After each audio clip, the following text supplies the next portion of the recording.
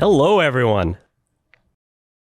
I'm Bill Brenner, VP of Content Strategy at CyberRisk Alliance, and I'm thrilled to be joined by some friends from Security Weekly to talk about the issues professionals will, or should, be talking about at RSA Conference 2023 next month. This segment is sponsored by Cisco. I'd like you to give a warm welcome to my panelists, starting with Adrian Sanabria. He is host of Enterprise Security Weekly and, in his day job, Director of Product Marketing at Valence Security. Did I get that right, Adrian? Because this is like a brand new role, right? Yeah. I'm 3 weeks in. I say it Valence Security, but I'm Well, no one's corrected me, so I assume that's how the company says it. So that's why I ask. We're also joined by my friend Josh Marpet, a host on Paul Security Weekly, and in his day job, tell everybody where you work, unless you don't want to. No. It's fine. I'm, let's see. I run B-Sides conferences. I'm an EINS faculty member. I run a small company named MJM Growth. I do a lot of different stuff all day, every day, and it somehow comes together and makes me money. I don't know. I have fun. It's a beautiful thing. And last but certainly not least, we have Jason Wood. He also is a host of Security Weekly News, and in his day job is a senior researcher at CrowdStrike. So welcome, gentlemen. Good to see you all. So I'm going to start with an open-ended question. Same question for all three of you, but Adrian, we'll start with you. In a nutshell, what do you see as the biggest concerns / topics that security professionals should be spending most of their time talking about and studying up on and getting educated on at RSA? I think AI is going to dominate the conversation, and we're still scratching just the tip of the iceberg of the top of the iceberg that we can see in what kind of concerns we should have about it. What kind of benefits are going to come from it. But it seems to me, and I feel strongly that all security folks should be technologists. We should all be early adopters. We shouldn't be late to the game when figuring out how to secure things. So we should be looking at technology right when it comes out. And right now is a very pivotal moment, because I think it's inevitable that companies will want to shove all their data into some kind of AI large language model, which might be a SaaS service. It might be something you run on-prem. But the idea that you have a virtual employee that never forgets anything, knows the answer to every question that's related to internal conversations that have been had, emails that have been sent, documents that have been created, it's going to be impossible to ignore the benefits and the productivity gains that you would get out of something like that. So right now we need to be thinking about, and the risks. How do we address the privacy concerns of that? Like, obviously we don't want it training on the DMs, right? Where does the expectation of privacy end and begin for employees? There's a lot of considerations that are going to go into this, and now is the time to be thinking about it. I would agree. Josh, I know you have some thoughts on this. Go ahead. So, you're talking about ChatGPT, and that was the topic I wanted to hit, so it's perfect. Thank you for the lead-in. But the idea is not just that you have an employee that doesn't forget anything, is always there, reminds you of every appointment in excruciating detail before it happens, and it will even write your position paper for that appointment before it happens, and never, ever forgets to do it. But how about the fact that doesn't have the judgment to know which data is acceptable to put into general population, doesn't have the context, or doesn't give you the context to give you a full picture of what's going on, tells you need to do this, but why? Yeah. Okay, we're on the cusp of, and by the way, now let's talk about the enterprise aspect of that, Mr. Host of Enterprise Security Weekly. And the enterprise aspect is that we have so many people that have no contract with their third parties to not put their data in an AI system. Okay? Yeah. So not a single contract out there that you have with your partner, your data sharing affiliate, your whatever. And by the way, Bing AI is now yelling at me literally as we speak because it heard me say AI. Not even joking. Oh my God, that's funny. Oh no, wait, that's not Bing AI. There's that Skype AI. Skype now has an AI. Oh wow. Oh, this is funny. Okay, sorry. That's literally like just now. It's germane to the conversation. But I keep thinking of, we know about all the ways in which ChatGPT and other programs of its like can add value, but man, I think of all of the opportunities to take it and use it for ill. And I think that's the thing that I spend the most time worrying about. Am I off track there? I mean, that was where I was going to go. Everybody's talking about AI and is interested in it, concerned about it, and how are they going to use it in their organizations? But we have a whole group of adversaries out there that are also always trying to get better and always trying to get around whatever it is we're doing. They're technology geeks too. They're going to start looking at what can we do with this? How can we screw with this? How can we make money off of this or extract information from it that we want? I just saw ransomware code written with it the other day.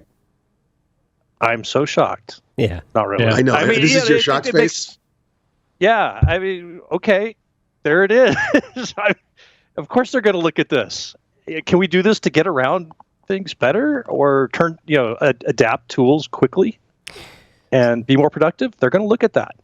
So let's talk for a second while we're on the topic of AI about security vendors who will be there exhibiting.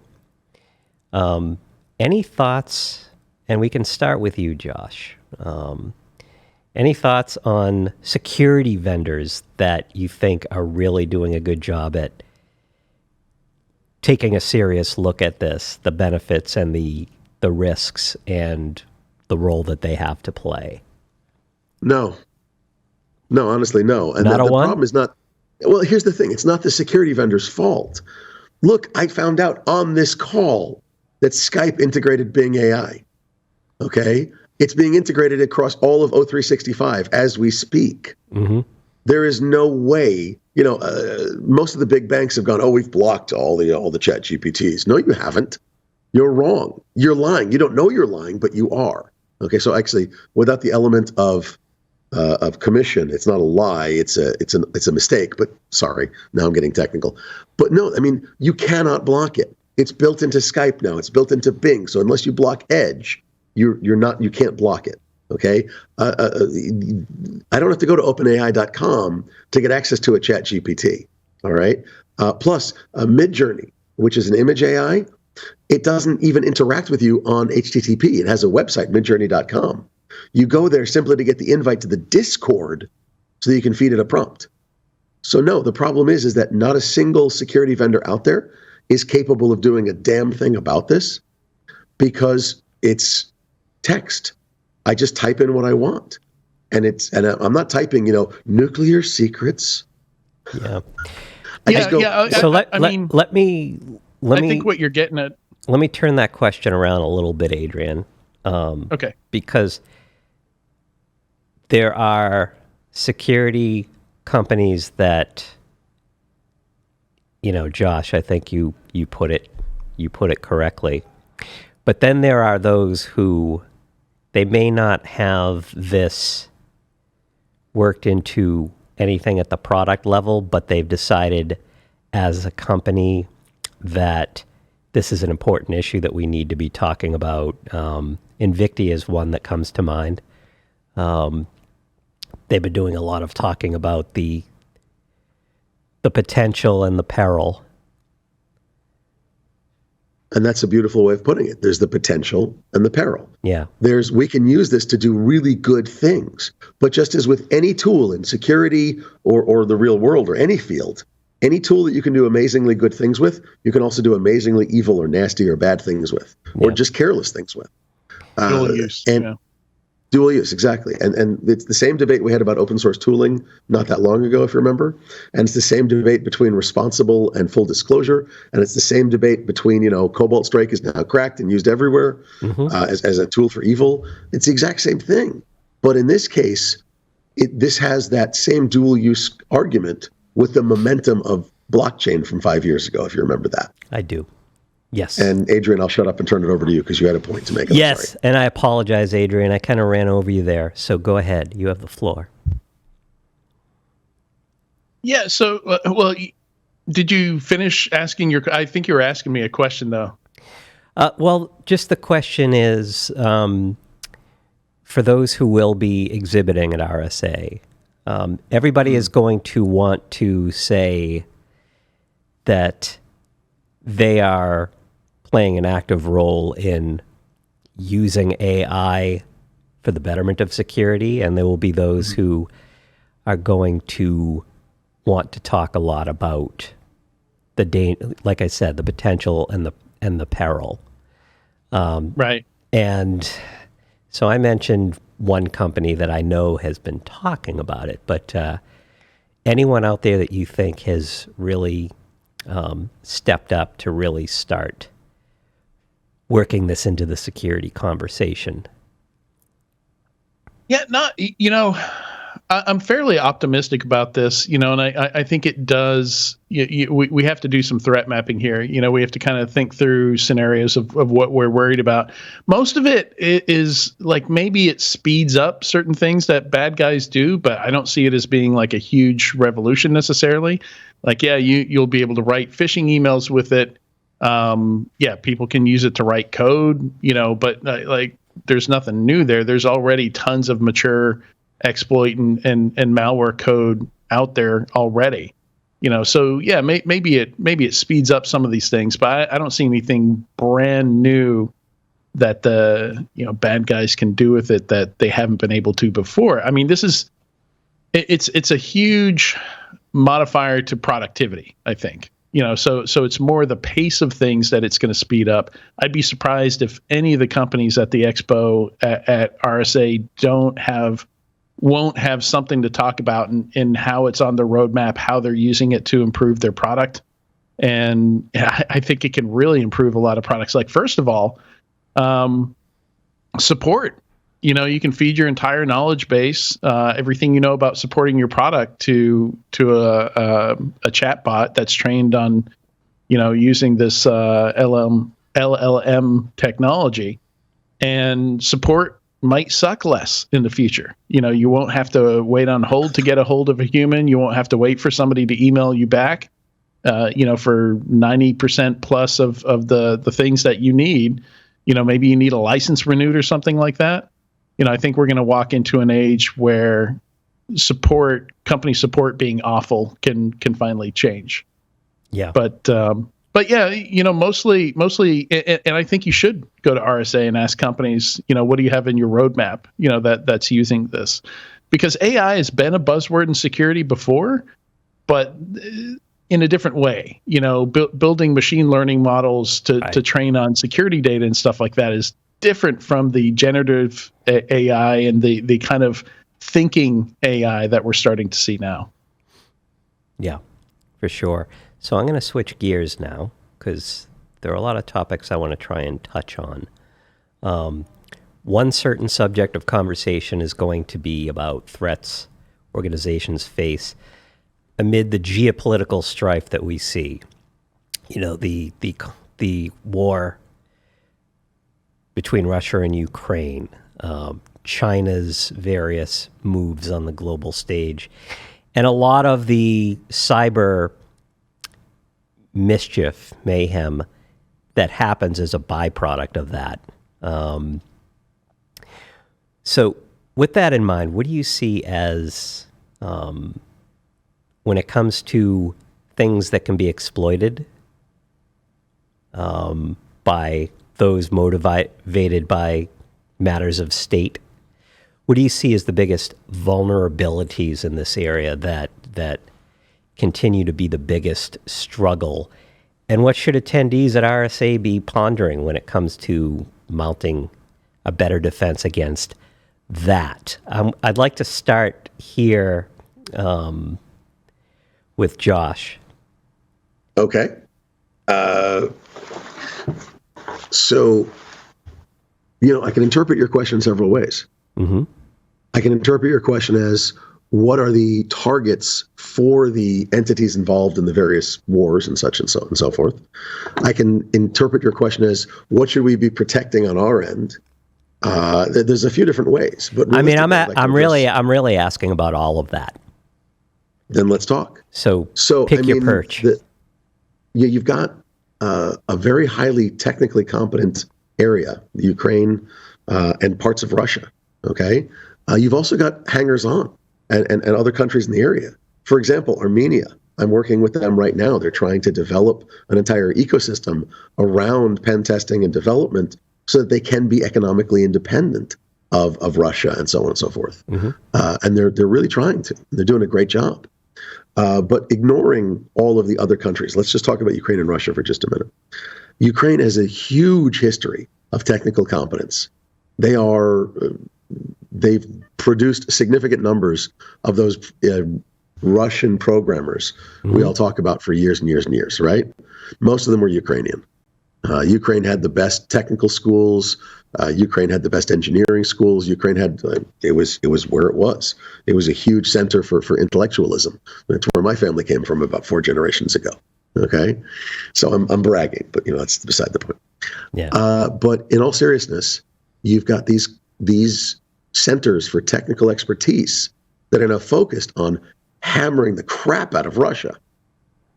Now, you've also got businesses that are trying to just work, and they've got to make sure they've got bandwidth, and it keeps getting hammered. They've got to make sure they have power. That keeps getting hammered. They've got to make sure that they have what they need to do their job. And all of those are getting hammered by for God's sakes, hypersonic missiles from Russia. I mean, if that isn't a science fiction show, I don't know what is. Right. But what you've got Russia using their, effectively, I'm operating under the premise that Russia has nationalized all the ransomware gangs. Why? Money. Right. They get money out of this. And they get to target those ransomware gangs. They get to say, hit healthcare in the US.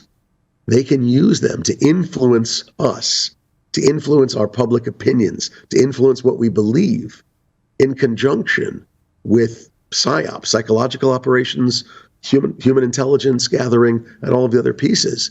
So you know what? It's still going to get money, but it's dual use in a different way. They get money and they get some politically operative capital out of it. So Jason, it's fascinating stuff. Yeah, it is. So Jason, I'm interested in your assessment. I'm thinking of that CrowdStrike lens. Right.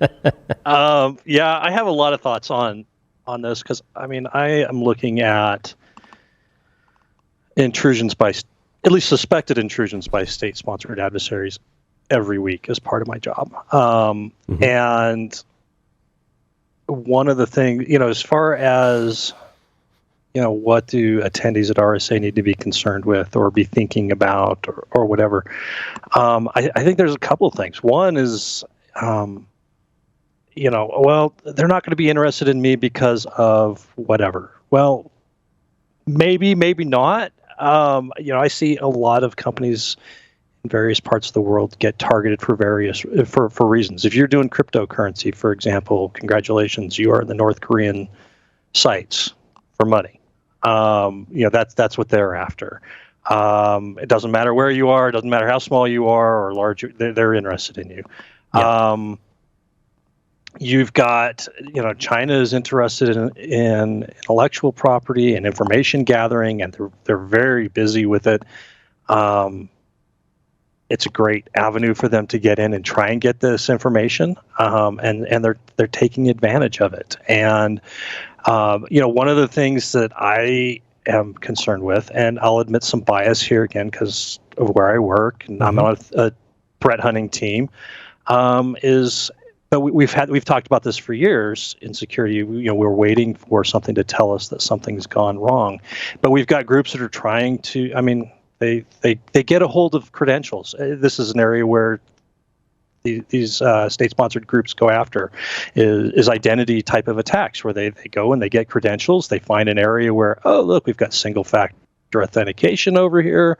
Somebody hung RDP on the internet. I'm just going to log in as this person.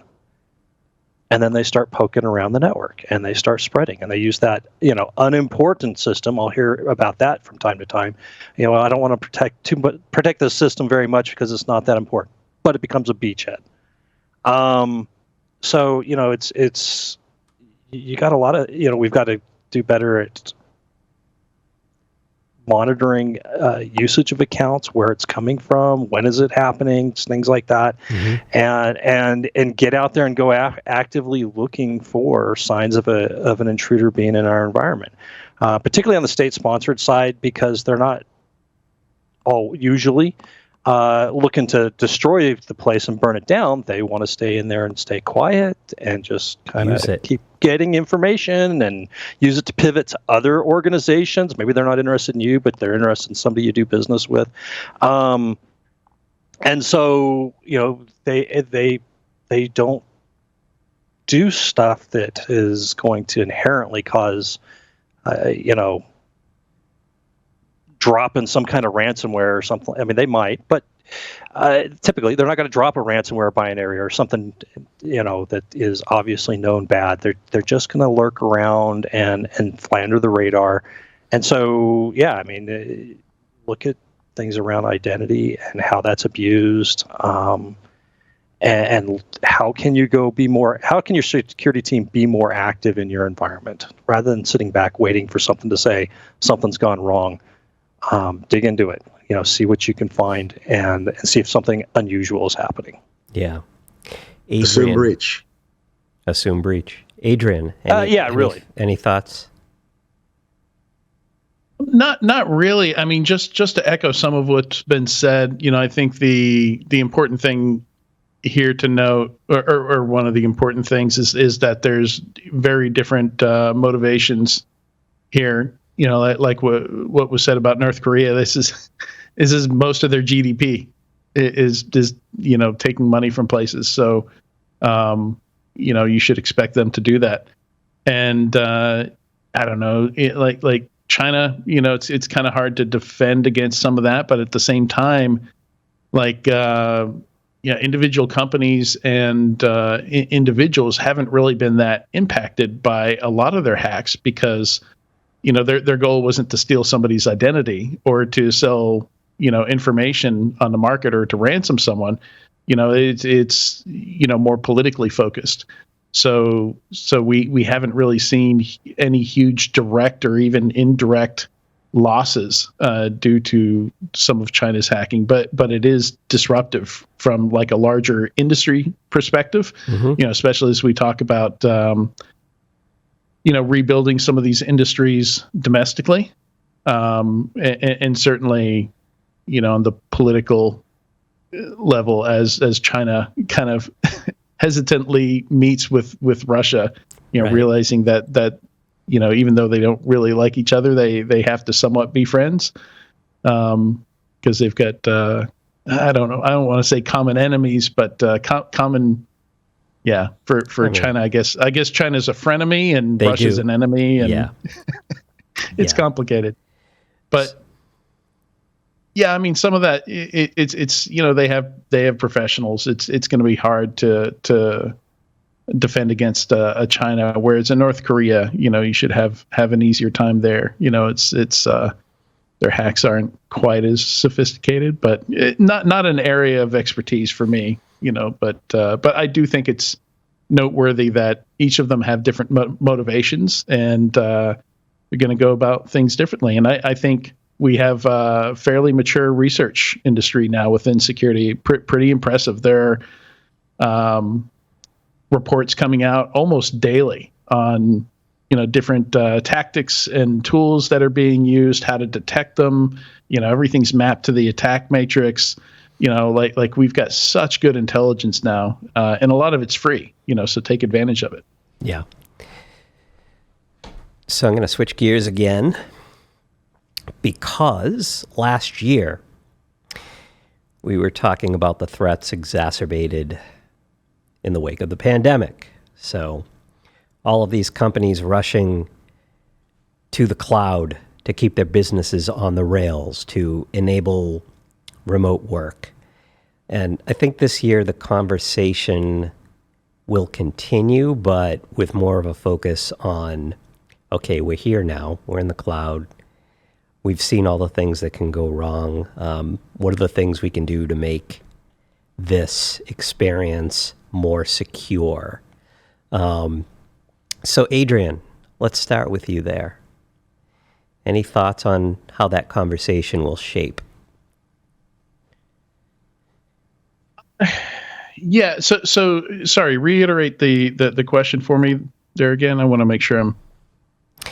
So when people are discussing the fact that, they spent the pandemic really accelerating their migration to the cloud.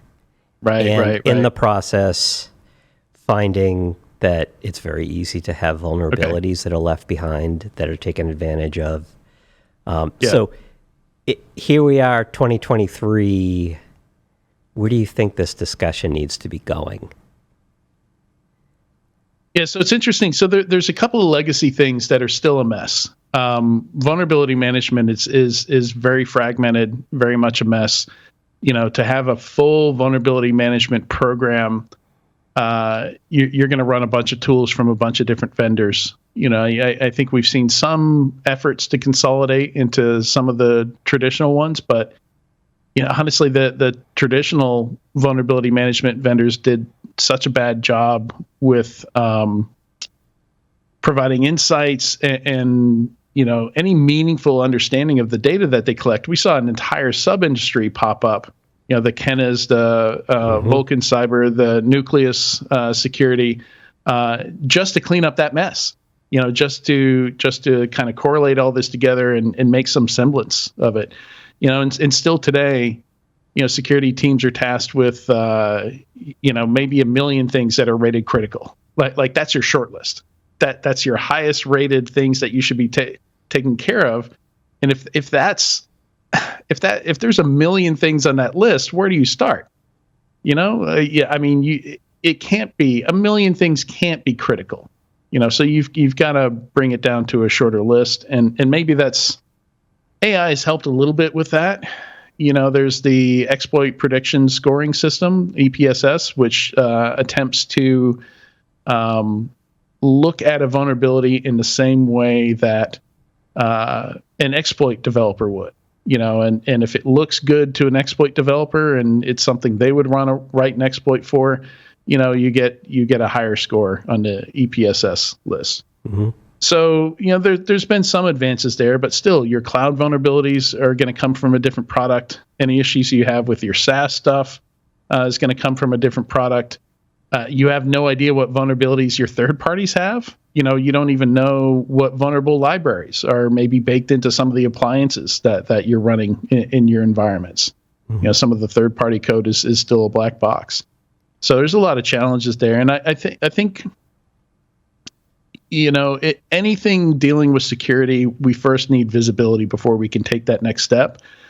And I think that's where a lot of folks are going to be looking at RSA is something easier, simpler, that brings in all this information and sums it up for them. And you've got the Chasm vendors, the cyber asset management vendors who integrate with 100 other services that you use, bring all that data in one place.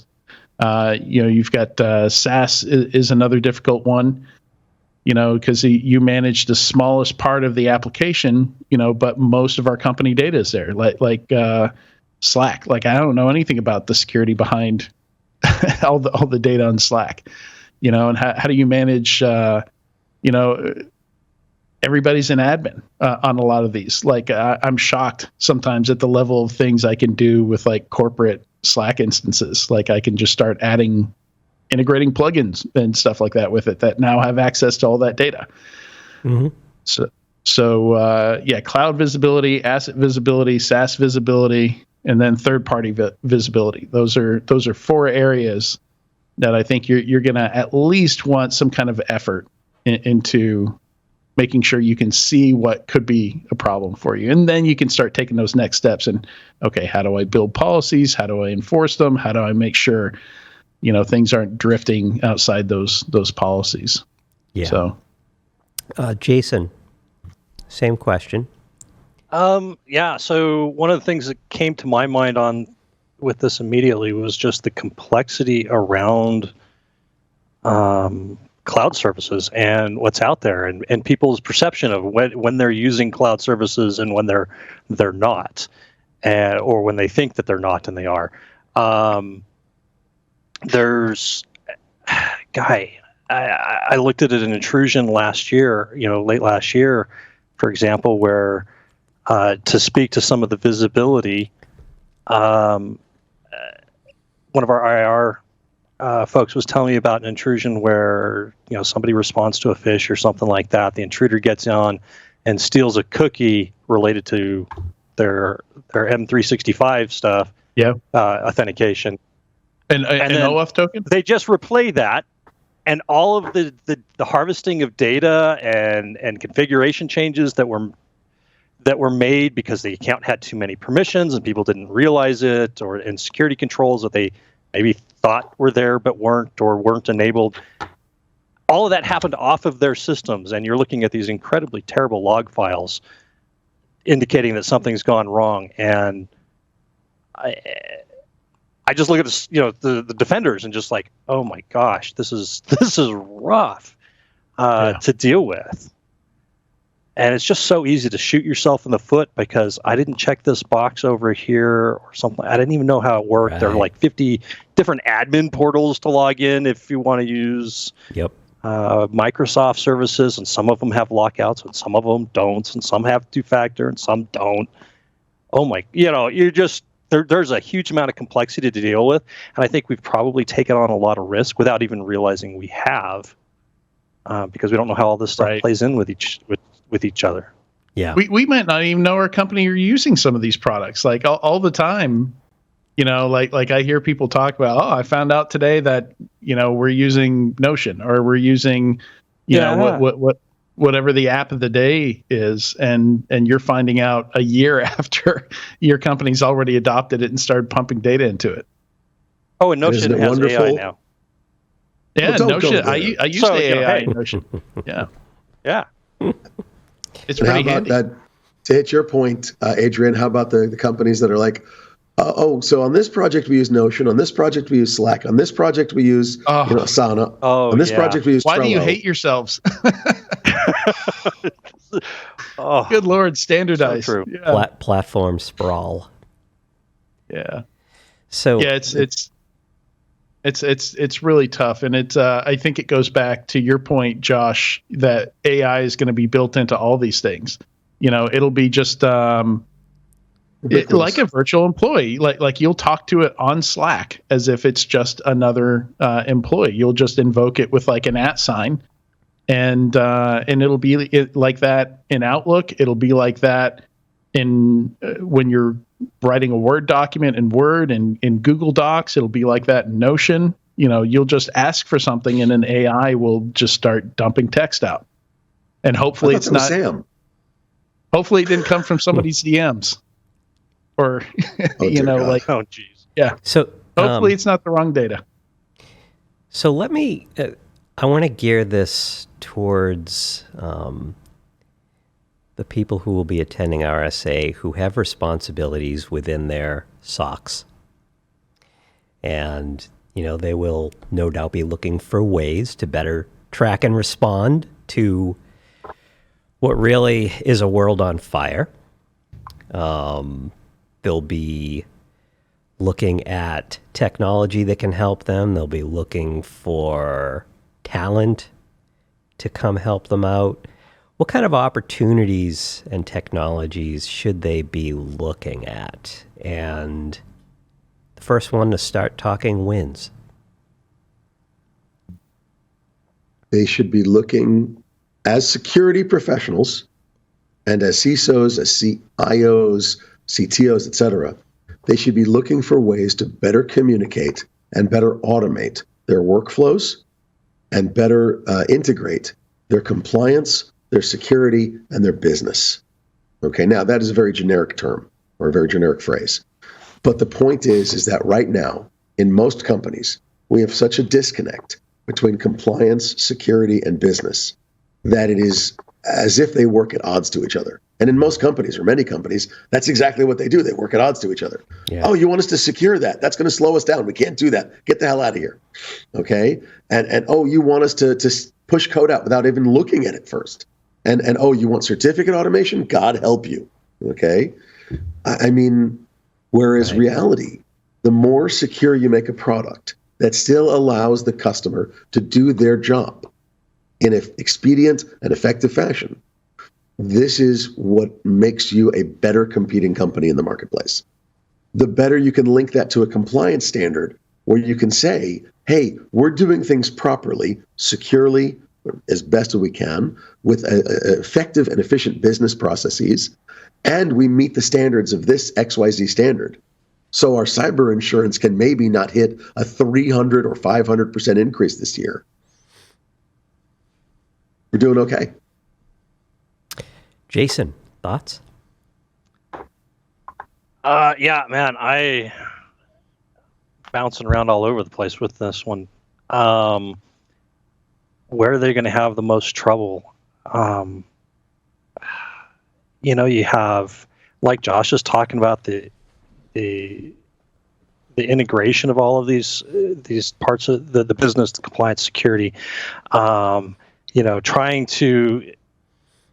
for security to try and be more efficient and effective so that we can do what we need to do and not be in people's way, to look at a new technology like AI and, either ignore it because we think it's a buzzword or we don't want to deal with it. And then now we have to go back and learn all about this and try and secure it. And how do these are things that people are going to be trying to grapple with, I think. And how are they going to do it with tightened up budgets? Mm-hmm. Where headcount that they thought they had going into 2023, they don't have anymore. Maybe they've had layoffs. So you still have all the work that needs to be done. Maybe. But they've had layoffs. Now you can't. Now you're going to do it with less people. Now you can do it with less tools. And by the way, all these tools, they don't like each other and they don't communicate with each other anyway, so it's siloed all over the place. And you got a lot of work to do if you do have to respond to an intrusion, because you have to correlate, to spend time going through all of these different tools and figuring out what's going on. So, for me, as I'm thinking about this, it's like, how do we make our people more effective? How do we give them things that allow them to be better at their job, to be prepared for when something goes bump and goes wrong, and not turn into the curmudgeons over here in the corner that everybody wants to get around. I don't know. Right. A lot of thoughts on this. I don't know. We've got all this new stuff coming out, but we're still doing bad at vulnerability management and having trouble with patching things. Yeah. So, we've got all of the old baggage plus new baggage coming. Great. Exactly. Yep. Adrian. Always. So reiterate the question for me real quick. I want to make sure I'm answering. This is for attendees who have responsibilities within their organization's SOC. What you think they should be looking at within the SOC. Okay. Within the SOC. So technology, other opportunities they should be looking at to help them with their areas of struggle. Gotcha. Yeah. So I think the number one thing in the SOC, like how do you know what to look for? Yeah, how do you know where your gaps are? Especially, detection engineering should be, well connected with a SOC. You should have some very tight feedback loops on, hey, this thing happened during our pen test and we didn't see it. So let's fix that. Let's make sure that we see these kinds of things that we expect attackers to do.